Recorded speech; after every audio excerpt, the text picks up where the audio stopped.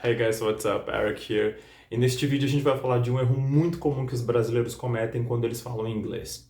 Mas antes de a gente falar dele, a gente tem alguns outros sobre os quais a gente poderia falar aqui no vídeo.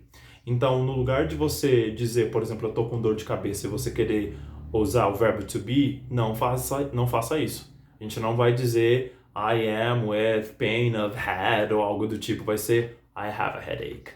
I have a headache. I have a headache. Junta tudo, tá? I have a headache. Para ficar melhor ainda, no lugar de falar I have, por que não falar I've got, né? No lugar de falar I have two brothers, I've got two brothers, né? Soa mais informal e aí você pode usar uma outra coisa, né? Então, no lugar de falar I have a headache, fala I've got a headache. I've got a headache. E se a dor de cabeça está muito forte, você pode falar I've got a splitting. I've got a splitting headache, ok? Então, não estou falando desse erro. Não estou falando, por exemplo, de um outro erro muito comum que a galera comete, que é quando vai falar da idade e usa o verbo have no lugar do to be. Agora é o oposto aqui. Então, por exemplo, você não pode falar I have 29 years old. Eu tenho 29 anos de idade. Não, você vai falar I'm 29 years old. I'm 29 years old. E olha o que eu estou fazendo com esse 20 aí. No lugar de falar 20, eu estou falando 20. T explosivo no começo, e eu jogo o T fora. Isso no inglês americano, tá? Se for britânico, pode continuar falando 20. Então, I'm 29 years old. Não estou falando desse erro. E tampouco estou falando de quando, por exemplo, você tem que falar, assim, por exemplo, tem duas pessoas aqui. E você fala, have two people here. Não vai ser have two people here. Esse tem no sentido de existência, no sentido de há duas pessoas aqui, existem duas pessoas aqui. Vocês não vão falar have two people here. Você vai falar there are two people here. There are two people here. There are two people here. E uma coisa aqui, do ponto de vista articulatório, é mais fácil falar there's. Então, por mais que as gramáticas nos ensinem a dizer there are para plural, there is para singular, os nativos, eles costumam falar só there's, tá? Então, assim, aí você tem que saber, né, quando a sua escrita está sendo monitorada, avaliada, né, se o professor, se é a gramática ali que estão te pedindo. Mas não se espante por aí se você estiver ouvindo there's, quando você deveria, entre muitas aspas, estar ouvindo there are, tá? Não estou falando disso. Eu tampouco estou falando de um erro muito comum, que é eu tenho medo de altura, por exemplo. Que aí a galera fala, I have fear of não sei o quê. Não, você vai dizer I'm scared of heights, ou então I'm afraid of heights, tá bom? Então I'm scared of heights. I'm afraid of heights. Olha aí como que eu joguei fora o som do V no scared of e afraid of, né? Na verdade eu coloquei aqui agora, mas afraid of, scared of, porque o próximo som é consoante, você pode jogar fora o som do V na preposição of. Então, I'm scared of heights. Eu tenho medo de altura. I'm afraid of heights, tá? Então você pode usar I'm scared of, I'm afraid of, para falar eu tenho medo de. Não vai ser I have fear of. Não tem nada disso. Vamos ver os outros que eu tenho aqui. Eu também não estou falando quando você quer dizer eu tenho certeza e você fala I have sure. I'm sure. I'm sure about that. Eu tenho certeza disso. I'm sure about that. Você tem certeza? Are you sure? Are you sure? Né, que a gente pergunta assim. Olha como que eu tô fazendo o are aí. Tô falando Are you sure? Are you sure? Olha a minha entonação de sim ou não. Are you sure? Nananã. Né? Are you sure? Não estou falando disso. Tampouco estou falando de quando vocês querem dizer, por exemplo, assim, eu sempre tomo leite no café da manhã, e aí você fala and the breakfast, né? Que essa é a pronúncia de café da manhã. É breakfast. E depois breakfast. Não é breakfast, nada disso. É breakfast, ok? Então, I always have milk for breakfast. Eu sempre tomo leite no café da manhã. I always have milk for breakfast. Então vai ser for breakfast, no café da manhã. Então, se eu pergunto, o que você tomou no café da manhã? Eu vou perguntar, what did you have for breakfast? What did you have for breakfast? E olha como que eu fiz esse what did you? Eu já peguei e falei what did you? Pratica aí, what did you? What did you have for breakfast? O que você comeu no café da manhã? O que você tomou no café da manhã? What did you have for dinner? O que você comeu no jantar? What did you have for lunch? O que você comeu no almoço? What did you have for?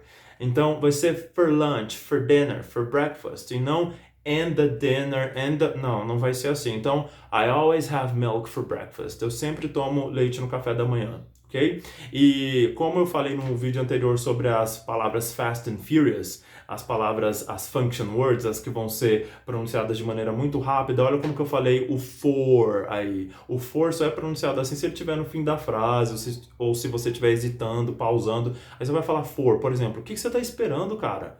What are you waiting for? What are. Ó, não falei what are. What are you waiting for? E o for lá no final tá sendo pronunciado, porque ele pensa assim, mano, eu tô no fim da frase, me pronuncia, pra que você tá correndo? Pra que a pressa? Pode falar for, fala aí, for.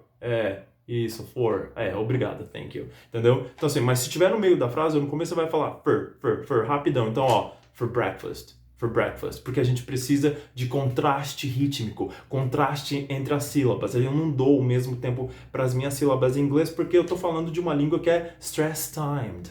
É uma stress-timed language. Então a gente está falando de uma língua em que as sílabas não vão ter o mesmo tempo. Eu não posso falar hello, my name is Lucas and I live in Tangará da Serra. Não, tem que dar, vai ter uma que vai ser curta, outra vai ser grande, igual, por exemplo, o nome do nosso país, Brazil. Olha como que a segunda sílaba, que é tônica, quase que eclipsa a primeira, Brazil. Eu sou do Brasil, I'm from Brazil. I'm from Brazil. E olha como que eu tô falando esse I'm.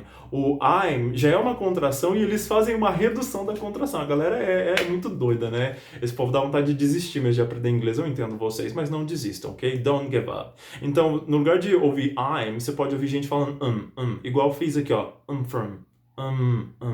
from Brazil. I'm from Brazil. Eu sou do Brasil. I'm from Brazil. Então, eu não tô falando disso. I always have breakfast for... I always have milk for breakfast. Eu sempre tomo leite no café da manhã. É assim que vocês vão dizer. Não vai ser and the breakfast, tá? Vai ser for breakfast.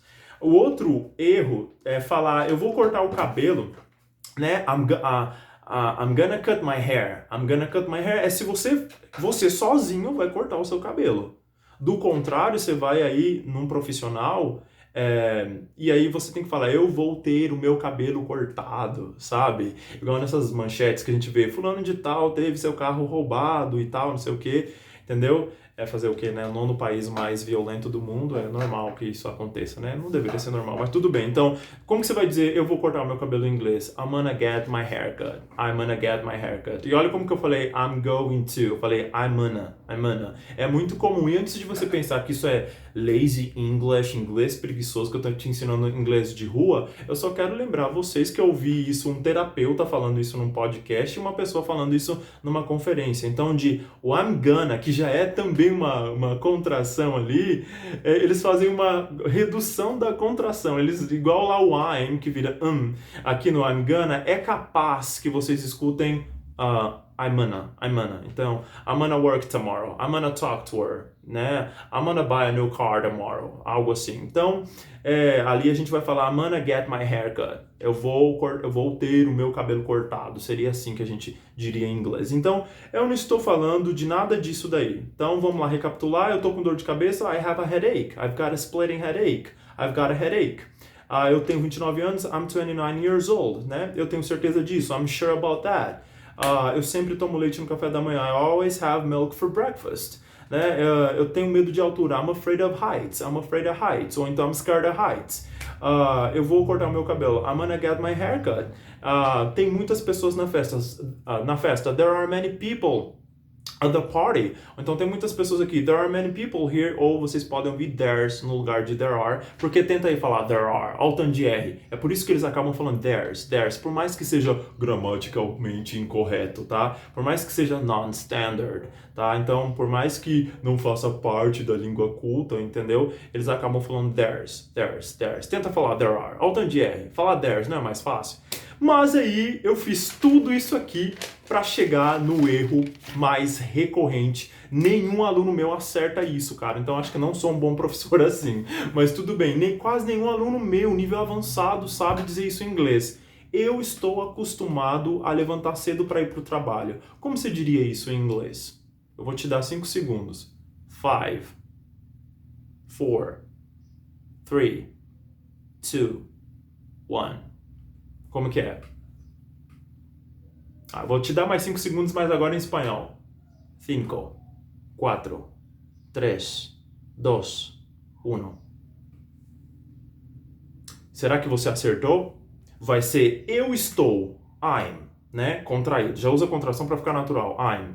Acostumado a, used to. E aí a gente já poderia falar aqui sobre como a gente tem 3 regras para os sons dos EDs, mas em contexto eles são diferentes, porque do ponto de vista articulatório é muito difícil falar used to, used to, used to. Então eles trocam isso para used to, porque é mais fácil falar I'm used to, I'm used to. Então aí você já tem eu tô acostumado a. O segredo tá depois desse used to.